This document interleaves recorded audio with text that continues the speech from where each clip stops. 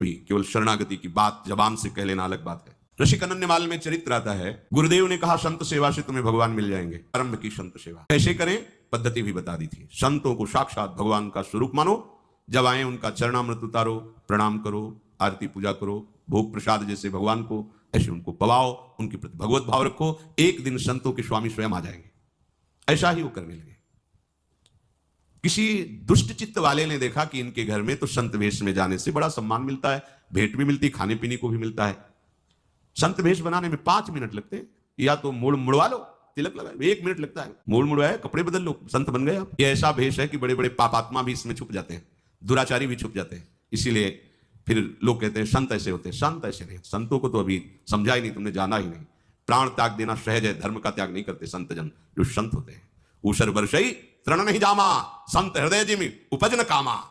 साधु ऐसे, ये भेष ऐसा है कि घोर कुमार्गामी भी एक क्षण में इस भेष को धारण कर सकता है। उस दुष्ट चित्त जवान व्यक्ति ने साधु का वेश धारण किया, गुरु आज्ञा के अनुसार केवल संत आए, बस ये भाव, साष्टांग प्रणाम, चरणामृत लिया, घर में छूट, संत हमारे भगवान है।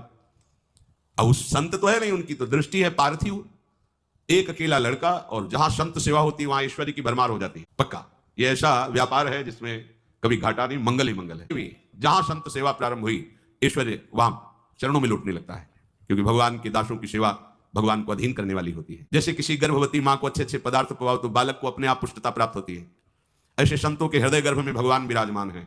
संतों के मुख से जब आप जो भोजन पवाते हैं तो पुष्ट भगवान होते हैं। संत सुंदरी हैं और उनका गर्भ भगवान है, उनके हृदय रूपी गर्भगृह में साक्षात प्रिया प्रीतम विराजते हैं। अब उसकी दृष्टि गई उस अकेले लड़के पर, तो सोने का हार और अच्छे अच्छे आभूषण पे।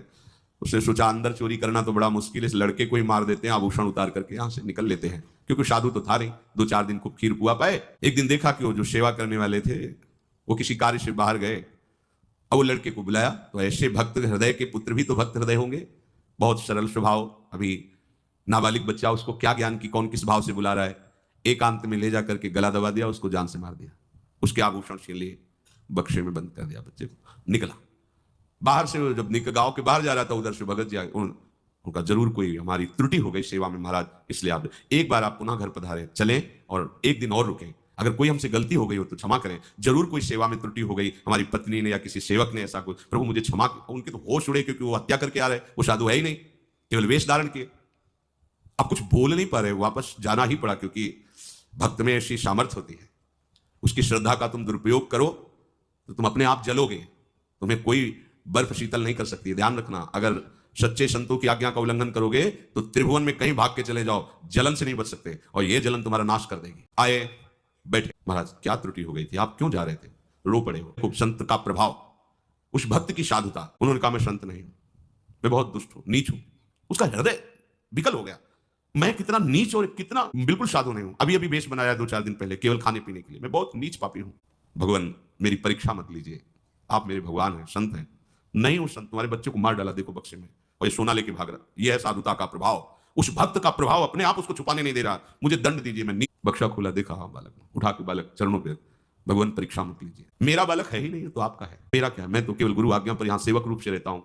ये घर गुरुदेव का, परिवार गुरुदेव का। चरणामृत उतारा और कहा मन वचन कर्म से गुरु आज्ञा का पालन करते हैं संतों को मैं भगवान समझता हूँ, इसके प्रभाव से बालक जीवित हो जाए। जो चरणामृत डाला, बैठ गया बालक। अब वो मूर्खाधिराज को लगा कि मेरे चरणामृत का बड़ा जोर का प्रभाव है, वहां से पूजा पाठ लेके चल पड़े। बिल्कुल उसके मन, भक्त के मन में बिल्कुल नहीं कि ये साधु नहीं, अपनी दृष्टि, साधु को साधु ही नजर आता है, दुष्ट को दुष्ट ही नजर आता है। पड़ोस में गए और कहा एक रात रुकना चाहते हैं, दूसरे मोहल्ले में, वही गांव के। उनको लगा मेरे चरणों का प्रभाव है ये चरणामृत।